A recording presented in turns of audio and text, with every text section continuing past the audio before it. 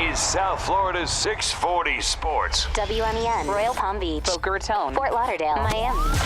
Sports Radio. Okay, guys, welcome to paradise. Welcome back to the Sid Rosenberg Show on 640 Sports. For this Blue Jays team, the concern was thought to be this bullpen. And you know how fragile bullpens can be year to year. What'd you see on this? Well, Cecil, you're still not sure what he's going to be able to do in that closer's role. But Loop, that's the second guy he's hit there in 2 or 3 days. I mean, he's trying to overthrow. He's trying to do too much. That's the problem you get into when you don't have a bona fide closer. Everybody has to expand their role into an uncomfortable situation. That's going to create a lot of gray hairs, isn't it? For the manager, it has. When guys don't throw strikes, you need them to be able to throw strikes in order to let your defense play. And then once the ball's hit at you, if you know where your defense is, and I know it's a reaction play, but you see a lot of pitchers let that ball go. If he knew Jose Reyes was in double play depth, inning would have been over. What stood out more to you from the Yankees' perspective? The fact they could rally for this victory without any big hits, or the fact Pineda looks so good?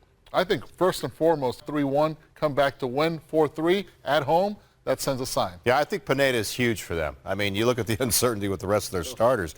I mean, this is a guy that's very capable of being a very strong starter at the big league level. I had him his rookie year a couple years ago. I thought he was one of the better young pitchers in the league. He's healthy now. He's had time to recover. This hopefully is a good year for him.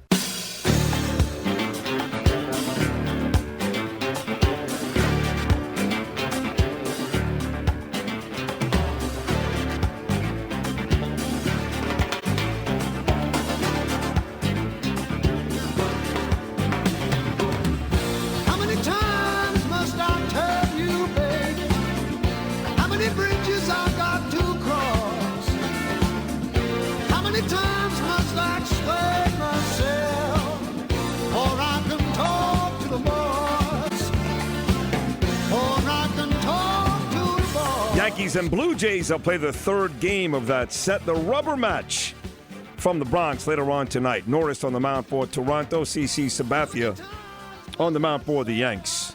Fred the Elephant Boy from the Howard Stern Show will get us a Masters update coming up in about 15 minutes, and we'll talk NBA with the great UB Brown coming up at 9:30. But we love this next guest. Former terrific manager in Major League Baseball, now works with the Blue Jays, but knows this league as well as anybody. And that's our good buddy, Buck Martinez. Good morning, Buck. How are you? I'm doing well. How are you, Sid? I'm doing great. Nice to have you back. I hope you had a nice fall and winter and all that stuff, and ready for baseball, huh?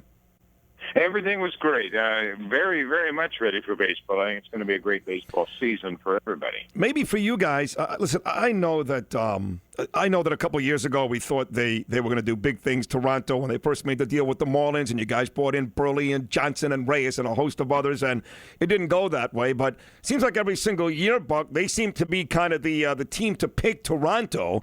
What are the expectations up in Canada for the team this year?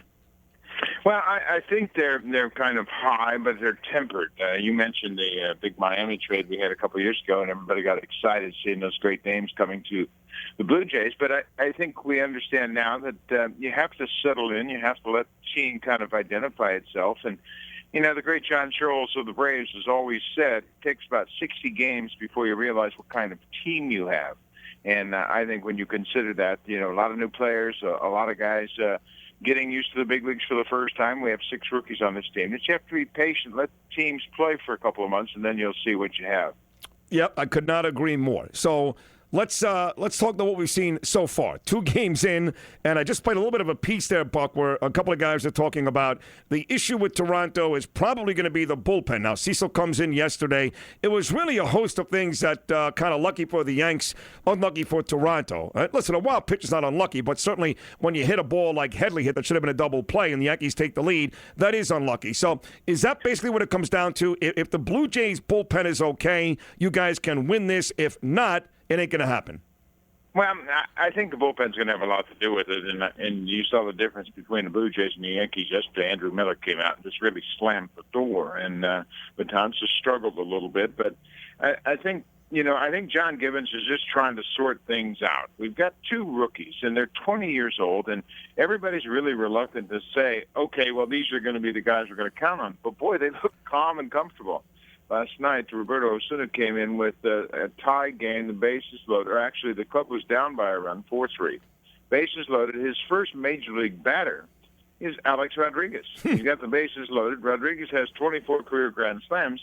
And Osuna, who's never pitched above A ball, throws him a 2-2 changeup to strike him out. First batter he faces in the big leagues. And they're young, they're very talented. He and Miguel Castro both, but I think John Gibbons is going to let it play out before he makes any dramatic moves in that bullpen. Let's talk about the starters. Hutchinson was great that first game against Tanaka. All right, Dickie, you know what you get there, 240 innings, and he's going to win some ball games for you. I'm really looking forward to see this kid Norris pitch tonight against CC. But overall, what kind of starting rotation, Buck, does Toronto have? It's a very interesting rotation. Of course, we have the two veterans with Burley and Dickey. Then we have three starters that are 24 and under. I think Norris is maybe the most interesting right now. He's going to be 22 later on this month, and he really got things going last year. For the first time in his young career, he pitched very well and put together a 12-2 record for the whole season.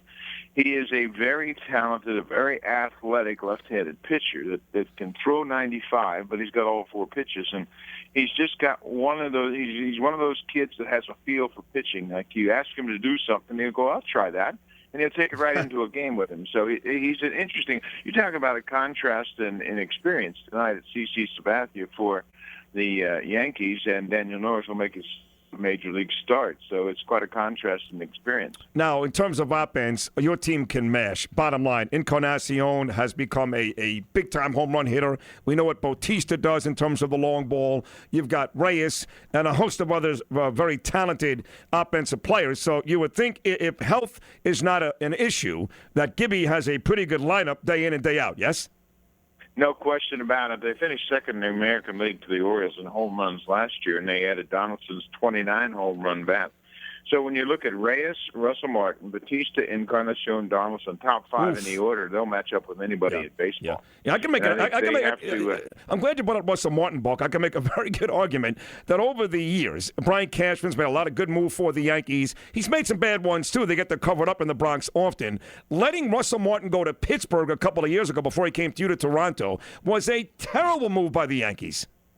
Yes, it was. There's no question about it. When you have a two-way catcher that plays every day, is athletic, and if you look at what he has done with both the Yankees and the Pirates, and how he's turned those teams around, and of course Pittsburgh went postseason with Russell Martin behind the plate.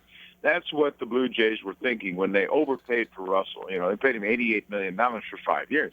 It's definitely an overpay, but at the same time, Russell was born in Toronto, grew up in Montreal, so you're bringing a player home. And he has a goal in mind, and that is to return the Blue Jays to World Series. And, you pay for that price, but he's one of the best in the game.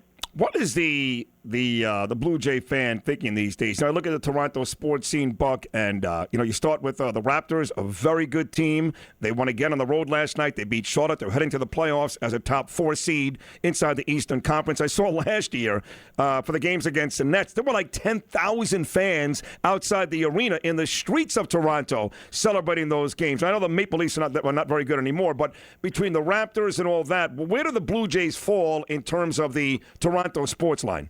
Fan. Well, the Blue Jays certainly would be the most popular once they get back to winning. And you'll remember 92-93 when they won back-to-back World Series championships. So they were dancing in the street every night. Right. And, the Raptors have done a great job, and they have rekindled sports interest in Toronto. And now it's up to the Blue Jays to do the same. And I think it's been the longest drought in baseball, the Blue Jays not making it to the postseason. They haven't been there since 93, so it's important for them to get back. And now I think Alex Anthopoulos, the GM, has made it his goal to bring these players in, like Donaldson and Martin and Michael Saunders, to contribute to that winning effort. And I think it's interesting, too, because there's a great combination of youth and experience here. We have 6 rookies on this team. 2 of them are starting every day with Devin Travis second and Dalton Pompey in center. So it's a young team, but it's also a very talented team. Tell me then, we talked about the expectations. We talked about what we think this Toronto team can be. Buck Martinez, from a great manager, not doing stuff with the Blue Jays for many years and great with it. Your impressions of the Yanks. Tanaka did not look healthy to me that first game. In fact, we know he's not healthy. The question is, when will he need Tommy John surgery? And even with the win last night, the Yankees were very lucky to get that. Wild pitches, guys hit by pitches, the bloop by Chris Young, the unlucky bounce that went in the way of Chase Headley. The Yankees, to me, Buck, look old offensively and still a lot of question marks about the pitching. What are your impressions 2 days in on the Yanks? Well, I think you characterized it perfectly. I mean, they're not the Bronx Bombers anymore, that's for sure. Wild pitch, hit by pitch, and an infield single. That was their eighth-inning rally. It wasn't a three-run bomb like we've been used to over the years. And it's really interesting when you look at this lineup. Alex Rodriguez might be the most dangerous hitter right now. Jesus. And he hasn't played for a year and a half. But, it's an aging lineup. The two guys top of the order in the prime of their career, Ellsbury and Gardner. Beltran's coming back from an injury-plagued season a year ago. Teixeira's been injured the last couple of years. Brian McCann hasn't really adjusted as they had hoped to the Yankees' atmosphere. Headley's a good player. I don't know if he's a star player, but then you have Gregorius and Stephen Drew. So, yeah, there are a lot of question marks. I tell you, the one thing I've been impressed with, Sid, the bullpen. Yeah. They've got some arms in that bullpen, including Betances and Andrew Miller and Chris Martin. They've got some big arms in that pen. No, they do. Betances actually had a lousy spring and really wasn't great last night, but he comes up an all-star appearance. So you're right. He's got a nice little resume behind him. Miller can certainly throw. I agree with you. The Yankee bullpen should be okay, but again, the question is, people talk about their rotation all the time, 80% of it injured last year. I think a bigger problem is an aging offense. I think they have a lot of trouble scoring runs against decent pitching. Now, the Blue Jays won't. You mentioned the Orioles, who took 2 out of 3 from Tampa Bay. The Red Sox have a chance today to take 2 out of 3 from the Phillies. Rounding out the rest, Buck, of the AL East, who is the team that you really like? I don't know that there's a team that you can really like in this division. Everybody has concerns. The Orioles won 96 a year ago. No Markakis, no Cruz. And, it's going to be difficult. And they don't know if and when they're going to get Matt Wieters back. He's coming off Tommy John surgery. So they have question marks. Boston's starting rotation seems to be in flux, and they're not really sure who's going to play where. And can Hanley Ramirez hold up in left field? Will Sandoval adjust to Boston? And a lot of question marks there. They lost their catcher, Christian Vasquez, to Tommy John surgery as well. Tampa Bay's not going to get Matt Moore back until July. Their pitchers are on the shelf, Drew Smiley and Alex Cobb. So I think the division is up for grabs, and whoever gets settled in quickly. And that's why I think people believe that the Blue Jays can do that, because they have the deepest team right now as far as offense and as far as pitching. Buck, the Central may be the same way, the team that kind of settles in quickly here. And everybody, I was talking to Chris Russo a couple of days ago, love the White Sox. In the meantime, the Royals won the pennant last year. They just took the first 2 games of that series from the White Sox. And I know Minnesota's awful. I know that. But still, David Price, Anibal Sanchez, Verlander gets back at some point. Cespedes adds to that Detroit lineup. You look at the Central. How do you handicap that division? Well, I think the Tigers had a terrible blow when Nathan had to go on the DL. But I don't know how you can discount the Royals. They get to the 7th game of the World Series, have the tying run at third, and, they pushed the Giants as far as you could. Well, they did lose Butler and Shields, though. They lost a couple of guys. They did lose a couple of guys, but I think Danny Duffy and Ventura can pick up the slack for Shields. And, Rios is going to pick up the slack. Rios is going to be better than Aoki in right field, and they've got a terrific defense, and that's going to keep you in games. I think the Royals, that core homegrown players, got the taste of the postseason, and they liked it. I think they're going to push each other to get back there again. How about the West? I think the Angels are going to be very good. Shoemaker off to a very good start again this year, and they're bashing the ball, Trout, Pujols. Seattle, I think, is the real deal. The team that intrigues me, Buck, is Oakland. Now, they got rid of a lot of guys, but listen, Gray is a very good pitcher. My former guy from the Mets, Scott Kazmir, great again yesterday. He's a very good pitcher. So inside a division where everybody's talking about the Mariners and the Angels, and deservedly so, what is Oakland?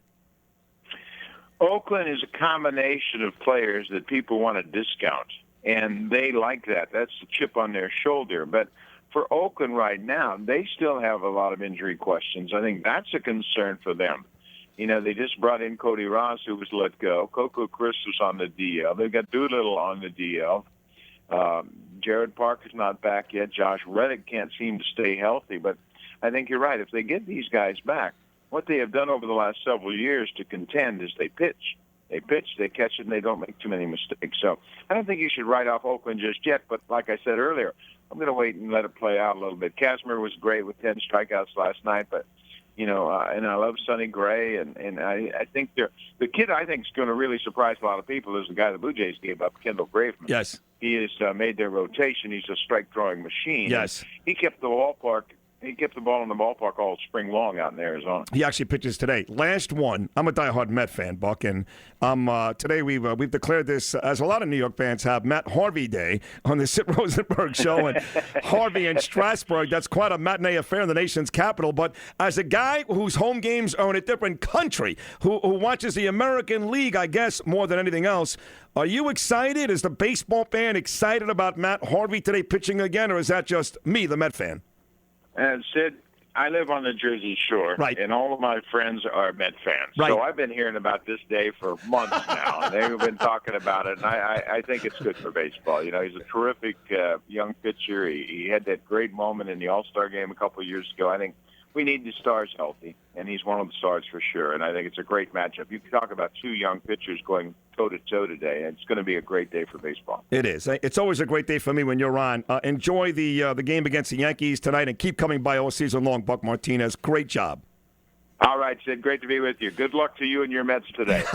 Thank you so much. Matt Harvey, and that's right, Matt Harvey in Strasburg from Washington today. Buck Martinez was a terrific manager in Major League Baseball, now does a great job as a color analyst for the Toronto Blue Jays. It is time, that's right, every half hour on the half hour. I just got a tweet from Al Dukes, who is the producer for the Craig Carton Boomer Esiason morning show on WFAN up in New York. He tells me that they've got High Pitch Eric doing their Masters update. Oh, yeah, really? Huh. Which, of course, he's just being funny. He's a big Stern fan, and he can't get High Pitch Eric. I can, but I can anybody I want. But I've decided to go with the guy who's the best in the business, the most famous and beloved whack packer of all time by a mile, here live with an Augusta update from Queens, the Elephant Boy. Good morning, Fred.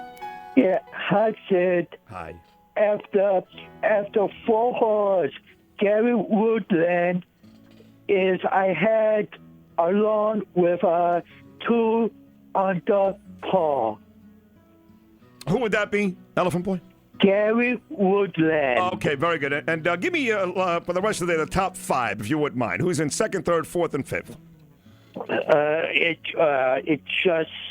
It just reflects. Okay, there's a tie of second for second -1 between Vijay Singh and Jose Maria Olazabal, whatever his name is. Olazabal. Jose Marie Olazabal. That's right. Yeah, 1 pack, and there's a 3-way tie for 3rd place between Ben Crane, Roger Healy, and Cody Collins, and just be updated to Kevin Steeman and Jonas Blixt.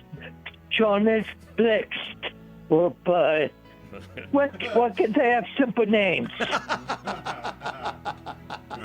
Yeah, so there's a tie, and about 1, 2, 3, 4, 5, 6 people with +1. And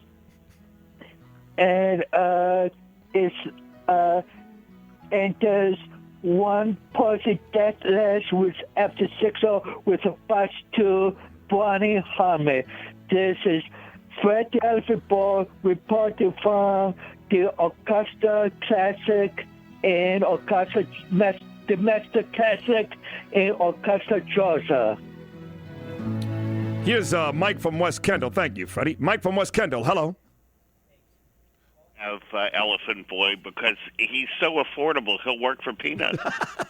So he did Elephant. No, but listen, if he could say Jose Maria Olazabal. Yeah, but he couldn't. So. And who's Jonas Blix? My hat's off to him.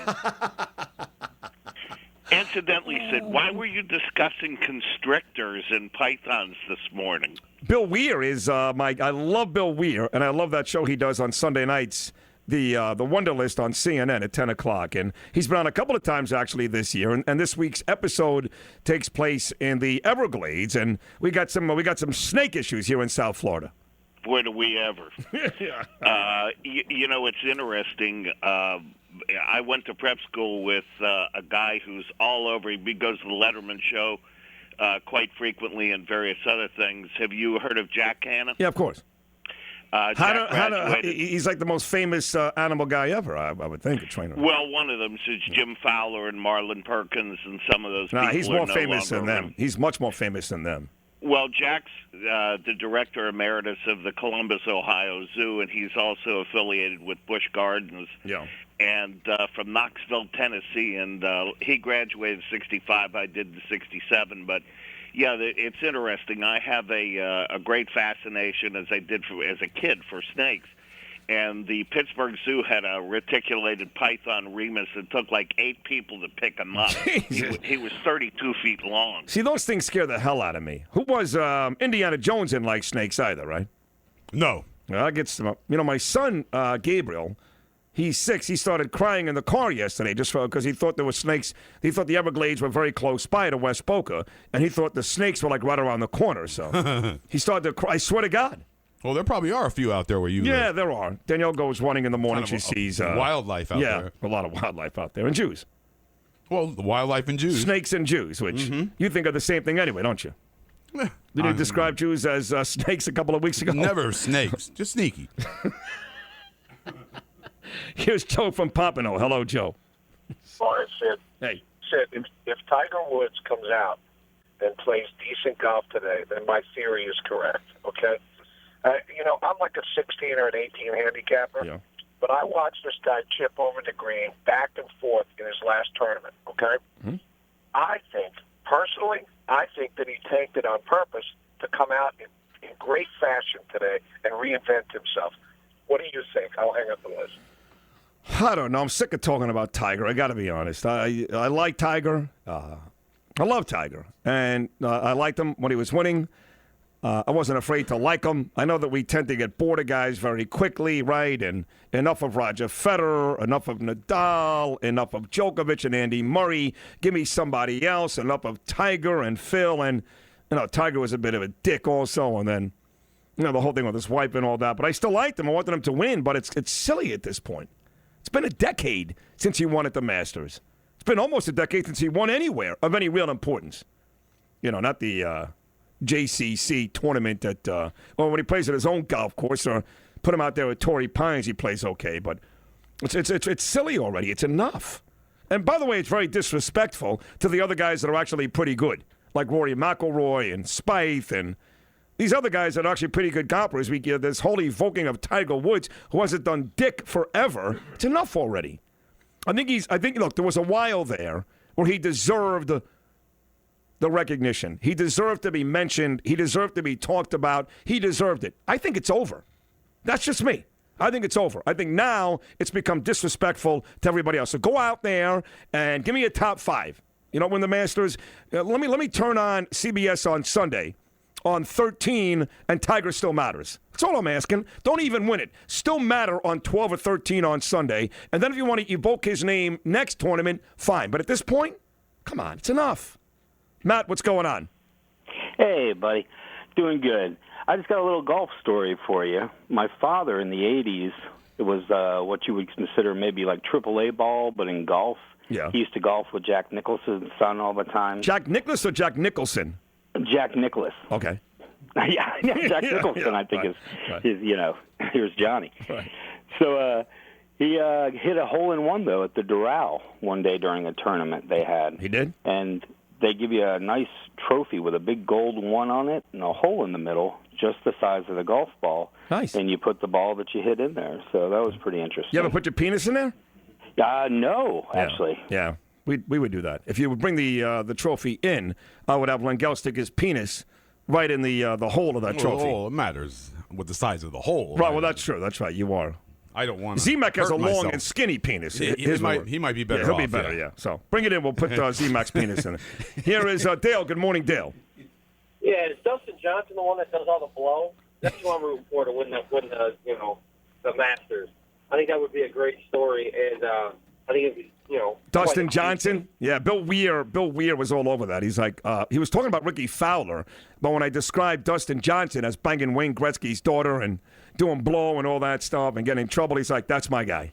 They had a special on him yesterday. They did a piece on ESPN on Dustin, and he's playing golf with Wayne Gretzky, So I guess the future father-in-law or whatever, he's playing cool, golf right? with him. Yeah. And Wayne's going, he's a misunderstood kid. He's a good kid. He just, Of course he is. Yeah, of course he is. He has a little fun, and people take it out of context. Sure. And, he was really covering for his daughter's guy there. Pretty cool if you could be hitting that and still have the father defend you, and it's Gretzky. Right, because you should see him when the kid Dustin tees off, Gretzky's standing behind her watching him, just loving it. Like all these athletes wish they could play golf.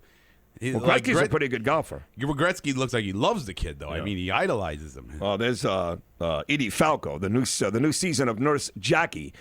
One of the best shows on television. It's not up for argument. On Showtime is about to start. She looks pretty good, right? Yeah. Old Carmelo Soprano. Right. Yeah, she looks all right. Edie Falco. She's no baby. She's cool, no. She's a cancer survivor, too, God bless her. All right, well, there you go. She looks great. Gretzky seems to like him.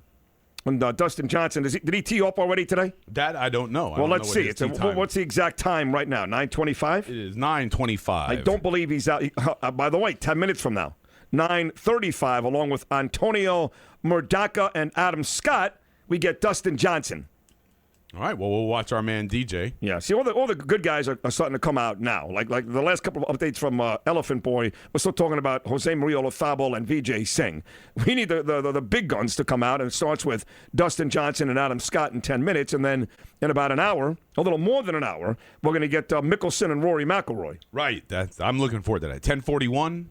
That would be, to be exact? 10:41 to be exact, that's right. All right, I want to be in front of a TV at 10:40 if I could. My good buddy George Desiderio, who created all of these Sid Rosenberg T-shirts that people still love and buy all the time, says if you haven't seen it, go find Robin Williams on how the Scottish invented golf. Are you aware of that? That has come up before. It's a famous comedy bit. Was that right? Yeah. More famous than what was Tim Conway's character, the great comedian from the Carol Burnett Show? I can't remember that. Gorp or something? Or Gorf? Oh, yeah.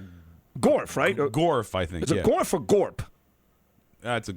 He was funny. Maybe he would like weeble wobble back and forth. Right. He had the short legs. Right. He was a golfer, right? Not a jockey, right? What was he? He was a golfer. I think so. I think he did a lot of things. He did a lot of things. He was just like a short person. Yeah. He may have been a jockey and a golfer. And we've got a very, once again, a very diverse and eclectic show today. Bill Weir, CNN. We had Buck Martinez, the former Blue Jay manager, now working for Toronto on television, doing baseball. We had Mark Feinsand, New York Daily News, talking about the Yankees. We've got Fred the Elephant Boy calling in with live Masters updates. It gets even better, if that's possible. Coming up in 3 minutes, former great, not good, great NBA coach. Now one of the go-to NBA analysts on ESPN. And I would say, I say this every single time, nobody alive and or dead knows more about basketball than our next guest. He'd have a huge game tonight. The playoffs are right around the corner. We talk NBA with ESPN's UB Brown right after this. More local radio. Local. On 640 Sports. It's a Sid Rosenberg Show.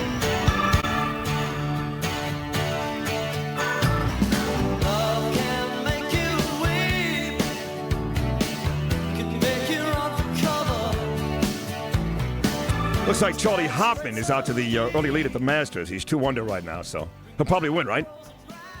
Oh, yeah. Usually the guy that plays well the first hour on Thursday morning wins, right? Always. Yeah. The Heat have a big game tonight, folks. A big one at the American Airlines Arena. They welcome in Derrick Rose and the Chicago Bulls.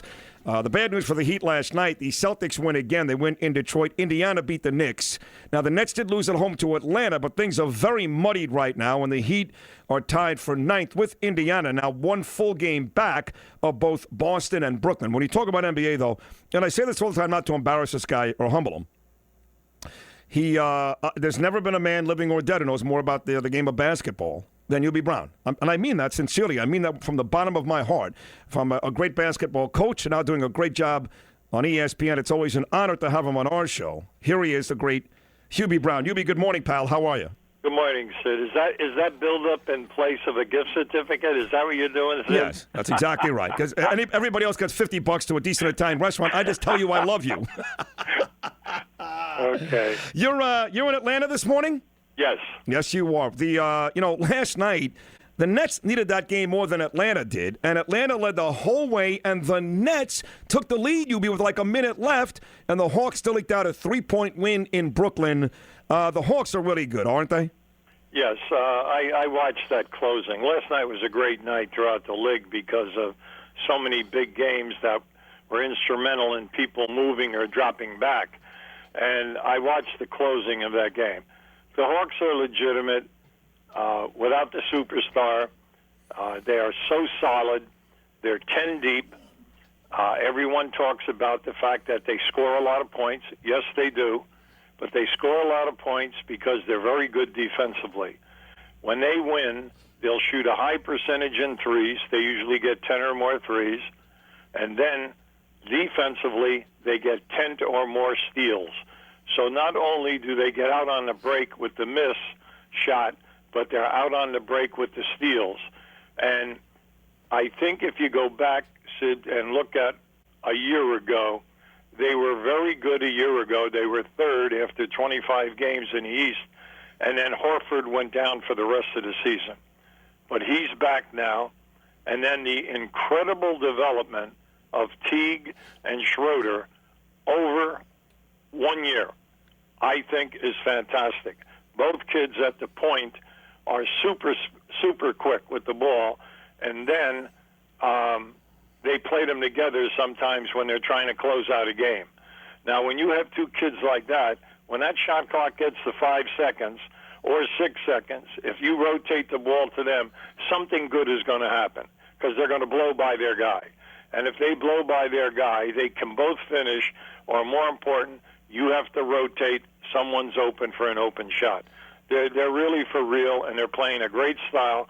And most important, their attendance has been terrific since the All-Star game. That is great. Listen, then you tell me this, Hubie, and when I welcome you in with the things I say, I mean it. You know more than it. So everybody I listen to says, listen, I still like Cleveland. Is it as simple as the NBA is still a superstars league and the Cavaliers have LeBron James and Derrick Rose returned to Chicago last night? Because all the experts, all the sports talk radio hosts, all have Atlanta going out at some point in the Eastern Conference playoffs because they don't have that superstar.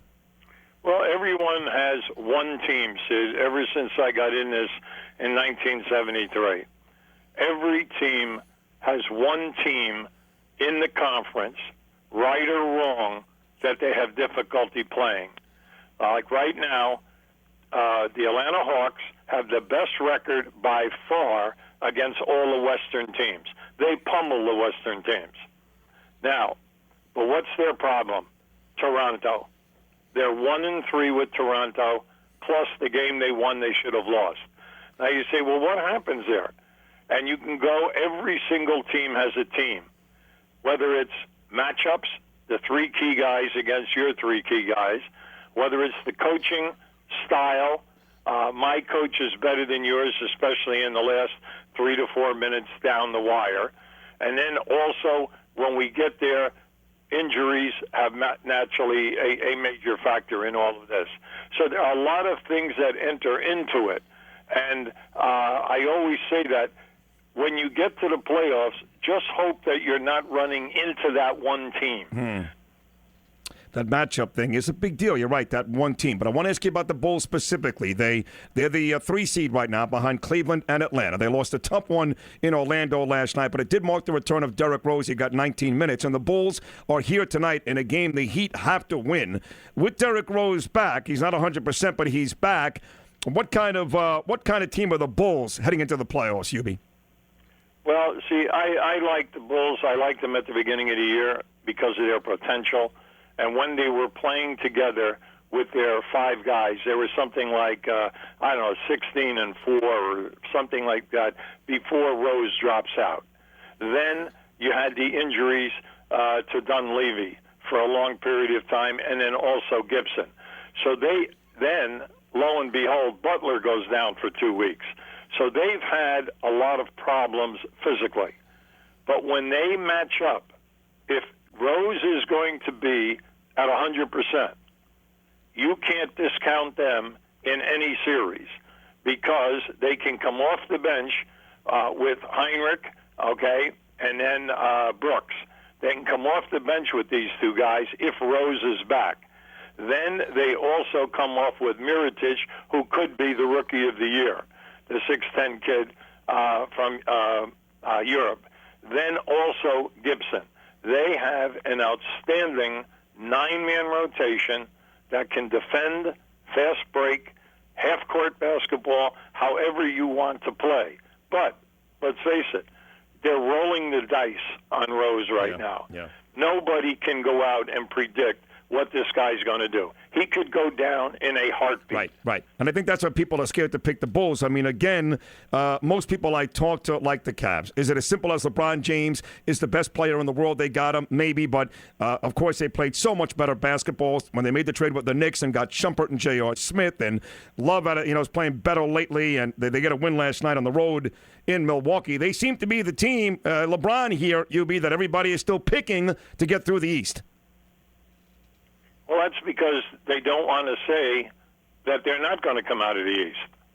Think about that a second. Right. Now, they are playing the best basketball in the last 10 games of any team in the East. It's about time that they started to gel. But the main thing for them is going to be is can they shoot the 3-ball and make the 3-ball, and then can their transition defense improve once they have to play the better teams when you start in the second round. When you play in the second and third round, you're playing against 2 of the best teams in your conference to get to the finals. So consequently now, what is their weakness? Their main weakness is the 3-ball. It has to be going in for them. Number 2, their transition defense is porous, and you can come back and beat them in the open floor. As long as you do not, and then we know that the game is going to slow down so that the fast break opportunities and second chance opportunities are the 2 keys when you're playing half-court basketball. Now, can you take those 2 things away and then punish Cleveland? I would say right now, I think Vegas has them coming out.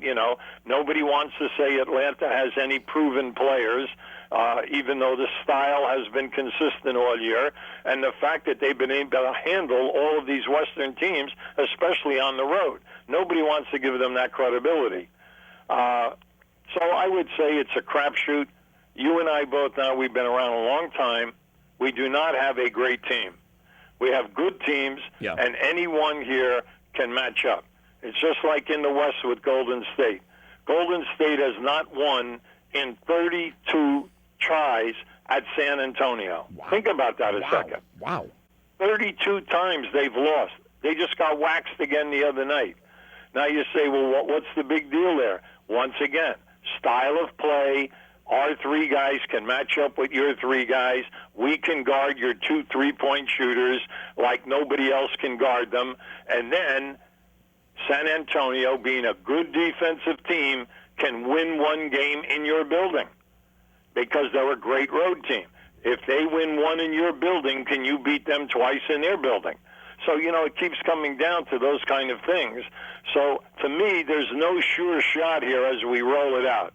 The West is can go anywhere, but I know you want to stay with the East right now. No, but I want to get to the West, too. San Antonio red hot as a 6 seed. That's incredible. Like you said, a 63-win Golden State team can't seem to beat them. So I want to get to that. But listen, Miami's got a big game here tonight, and they got Dragic, UB. It was very exciting down here for one day. Literally for one day, the thought of Whiteside, Dragic, Wade, Bosh, and Dang had Heat talking second-round, third-round playoffs, and it took one day for us to find out that Chris Bosh would not play this year, and who knows if he'll play ever again. That news broke, and that was that. Now they're in a fight for their playoff lives. You got 4 teams, Boston, Indiana, Miami, and Brooklyn trying to get 2 spots. In the end, who do you think gets those 2 spots? Well, I'm not into that.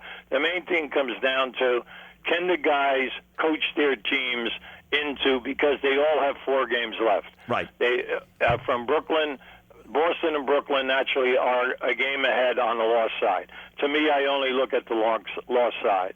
And then you have Indiana, Miami with 43. They're 1 game back. So anything can happen here right now. The main thing is can you get your 3 best guys to score and play to their potential during these games? By that means not only the points, but also the rebound, assists, etc. And then can you stay injury-free during this little short period of 4 games? It's a total crapshoot right now, and to me, I think it's wide open. Yeah. The main thing is I felt bad for Charlotte because their entire front line, Gilchrist and Jefferson and the center, the kid with the brother, the 7-foot kid from Indiana, they're lost for the season. So forget about Charlotte. Yeah, they're done. To me, I feel badly for you guys because you can't win the close games. Now, you go back and you look at this, you are 4-8 in games decided by 3 points or less.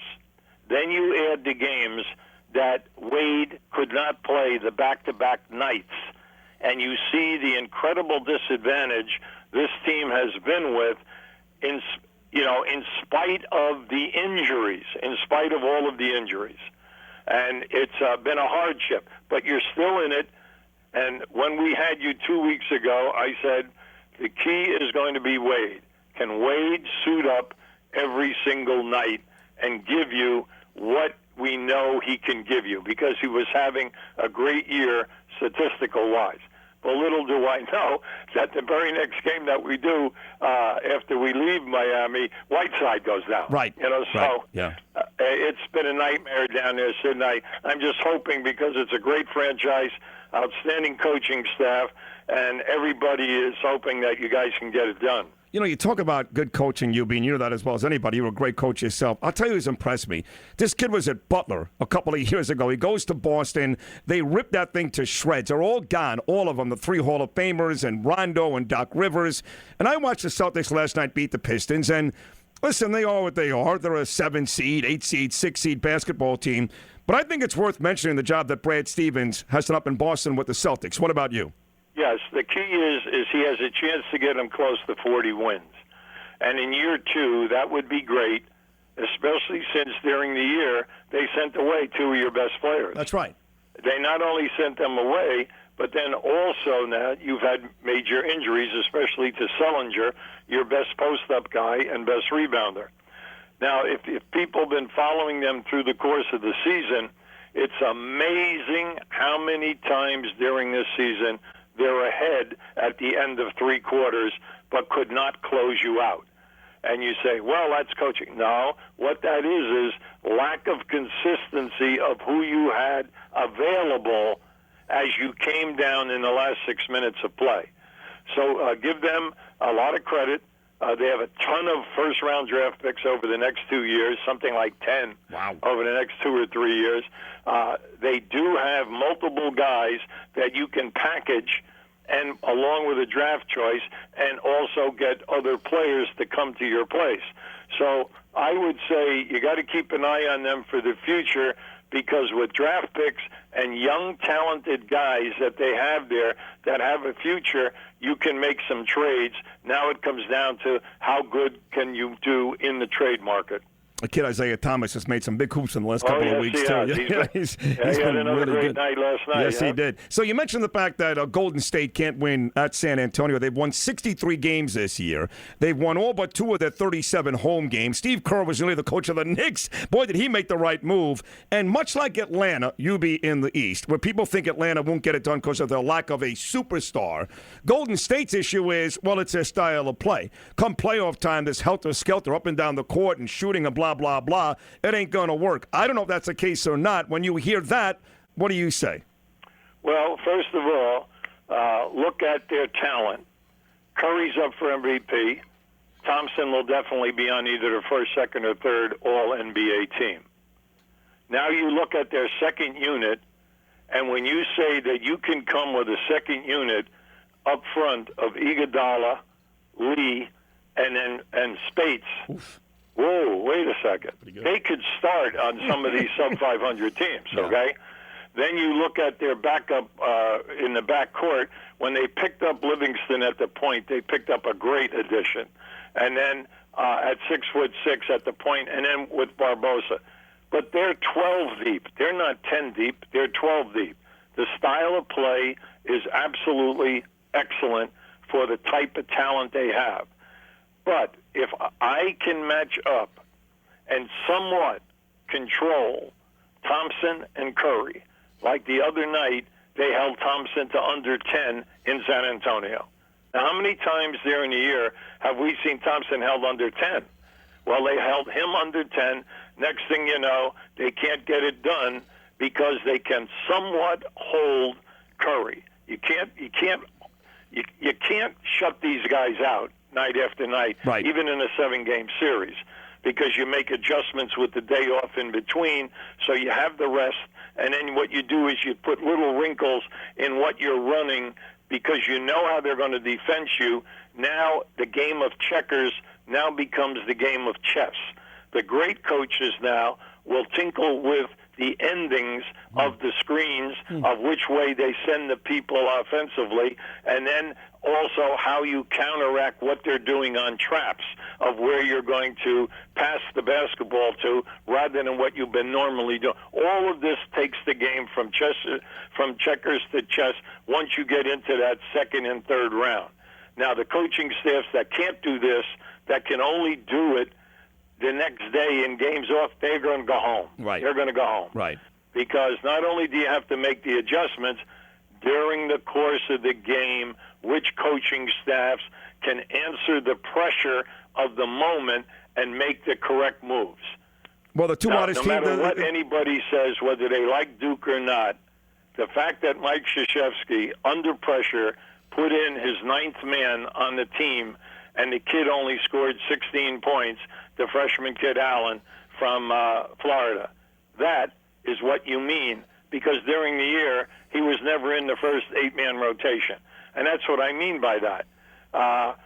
Can you, as a coach, do you have that feel, and have you given a guy little opportunities and garbage stuff, but you see what he can do, and then that guy might be the guy that saves a key game or 2 key games as you're marching along? Well, when you look at the 2 hottest teams in the NBA, Hubie, it's really funny when you think about it. They're tied for the 5th seed. They both identically have 53 wins. They are both 9 wins in their last 10 games, and they both have those coaches you're talking about. One's got Doc Rivers, and one's got Greg Popovich. The Clippers and the Spurs, neither one of those clubs are a top 4 seed in the West right now, but they're certainly the most dangerous, yes? Yes. But how about this, Sid? We've got to get rid of this division crap of giving you and anointing you with a playoff home court advantage in round 1. Agreed. Because Portland is sitting there now, and the Clippers and San Antonio have less losses. Right. Now, that's not right. And it's going to be that could possibly happen the same way here in the East with the Toronto situation. Well, but would you let me further that? Would you be the great UB Brown, not only in terms of the division leaders seeding? I know Jeff Van Gundy was screaming about this last night. Would you even think about going just 1 through 8 in the conference? I mean, in the league, I should say. How does a team that's 10 games over in the Western Conference not make the playoffs, and a bevy of teams in the East 5 under make the playoffs? How does that make sense? Well, that's the old story of we want to save money by going to the conferences. The old days, let's face it, we played everyone the same amount of time. So you knew who the best teams were and who were the weak teams because you played them at least 4 times, 5 or 6 times, whatever, depending upon how many teams we had in the league at the time that you're talking about. Now, here, you have no idea who the best teams are, all right? You can only go by the win-loss record. To me, I want the best teams in there. I don't want these teams with the sub-500s. So you say, how are we going to do that? Go back to the even schedules. Well, we go back to the even schedules. We're going to eliminate rivalries. We're going to eliminate the extra money that we make. We also want to play so-and-so 3 to 5 times, or 3 to 4 times, rather than play a Western team like Minnesota, etc., or a team that doesn't draw when they come into our building. They give you everything because it revolves around money. Everything revolves around money, and they want this division stuff, which we all know doesn't mean beans. Right. And especially now, when we see the seedings can really be upset by this ridiculous rule that we have. 4 teams at 53 wins right now in the West. 2 or 3 more let you run. The great UB Brown. Memphis, Houston, Clippers, San Antonio, all at 53. I bought the Rockets last year. Van Gundy sold me, okay? Harden's have another great year this year. Dwight Howard is back. Of those 4 teams, are you buying the Rockets a team that you think can come out of the West? Well, once again, I would say it depends upon how you match up. And I would say to me, just me, I would not want to play San Antonio. Right, that's the team. Yeah. Yeah, to me, the Golden State should be favored, naturally, because of what they've done. But the team that I do not want to play, I don't care which round it is San Antonio. And especially if they have the home court advantage.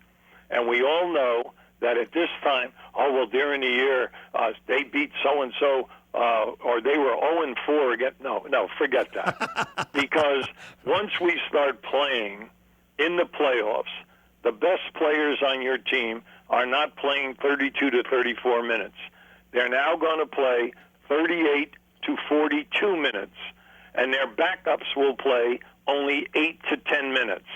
So now, with that player going from, say, 34 or 32 to 34, like Duncan plays like 30 minutes this year, he's going to play 38 minutes. Well, I would think that changes the matchups at the power forward position, the rebounding, the shot blocking, and the scoring of the San Antonio Spurs. Well, it's the same thing with Tony Parker. He's going to move from 30 minutes up to 38 to 40 minutes, and they're going to be running at that speed that they run at when he is in there with that incredible heart and motor that he has. So when you look at these 0-4, 4-0, you just throw it aside, and then you just say the 3-star guys of that franchise are going to increase their minutes anywhere from 6 to 8 minutes per game with a day off in between. Now, how much does that enter into the equation of this matchup? See, no one else says stuff like that, UB. That's why you're the best. I mean, you're right. Here you got guys that have been here, they're championship medal. They've won this thing 5-6 times. They'll get an extra 6 or 8 minutes. That's a big deal this time of year. Last one, I got to ask you about this team. They will not be in the playoffs this year, Hubie. They've lost as many games as Golden State has won, 63, including nearly a 20-point loss to Indiana last night, and that's my and your New York Knicks. I seem to get a mixed reaction here, but mostly negative. Knick fans that really believe that Phil Jackson, with the money available this summer and next, that Phil Jackson is going to do something, that he's got a plan, that, in fact, the Knicks are going to be good again. Most are doubting that right now. What would you tell Knick fans? Well, first of all, the Knicks fan thinks that the miracle that's going to happen with whoever they're going to bring there is going to put them in the playoffs. Now, you have to start with that because the Knicks fan demands the playoffs. All right? Now, you take the first pick. I don't care who they pick with the first pick. Say any one of those three big kids if they get either the first, second, or third pick. All right? So now you have a front line of Carmelo Anthony and this player. All right, now in the backcourt, who are you bringing back? Well, you're going to bring back Calderon and Hardaway. Okay? They're two backups. Okay? But right now, they're starting for you. Yeah. So you have Calderon and Hardaway in the backcourt, and you have this rookie that you just picked now, whoever it was. I'm not going to, say which guy you're going to take. And then you have Anthony. Now, who else are you going to re-sign or keep from the present team that will not be in the 10th, the 11th, 12th, 13th, 14th, or 15th player? Nobody. That's correct. So now I say to you, where are you going to pick up 6 quality playoff players who are going to get you into the playoffs? Because you got to have 10. Because during the season, because of injuries, because of slumps, okay, etc., you are going to have to add at least 5 or 6 major quality guys. Can you entice that amount of guys? See, I say right now, how about if Cleveland gets upset? The best thing that could happen is that if Love would consider New York versus the Los Angeles Lakers, if he's so upset that he would leave. And then look around, what about Monroe? Detroit, Monroe supposedly might be interested leaving Detroit to come to New York. Well, now you got to get lucky, Sid. You've got to not only get lucky with the player, does he fit? Does he fit what we're trying to do, and where does he fit? In position, 1 through 5. So to me, they need to get a guard. They got to get a quality shooting guard because Hardaway is too sporadic. We know that Calderon is good, but as a backup, because the age and the amount of games he's played is definitely going to be a problem. And I love Calderon. I love him as a player, but I love him as a backup right now. If I'm the Knick guy putting together this team for the future, then remember, like you and I talked the last time, Sid, not every player can handle New York City. Right. The single guys can live in the city. The married guys have got to live in either Jersey or in north of the city. Why? Because they practice north of the city, 45 minutes from the Garden with no traffic, and I want to be around when there's no traffic, okay? But when is that, all right? But it's a legitimate 45-minute drive. Yeah. Where do you live? Where do you practice? Where do you play? Can your family, if you're coming with children, can your wife and your family, can you find good housing, good schooling for your kids, and then how much are they going to be involved in the commute to the Garden? All of this goes into whether or not you want to play in New York. You know what's funny is I love New York, UB. I've spent the last 10 years here in Miami with the gorgeous weather trying to get back. And the only time that I really have second thoughts about going back is after I speak to you. Because, I swear to God. And I lived in Bergen County, UB. I lived in Tenop Line, New Jersey. I was 10 minutes from the GW Bridge. And on many a day, that little stretch from exit 1 on the Palisades to the GW took me an hour. Took me an hour, UB. Sid, when I coached the Knicks, I used to live in Fort Lee for a while.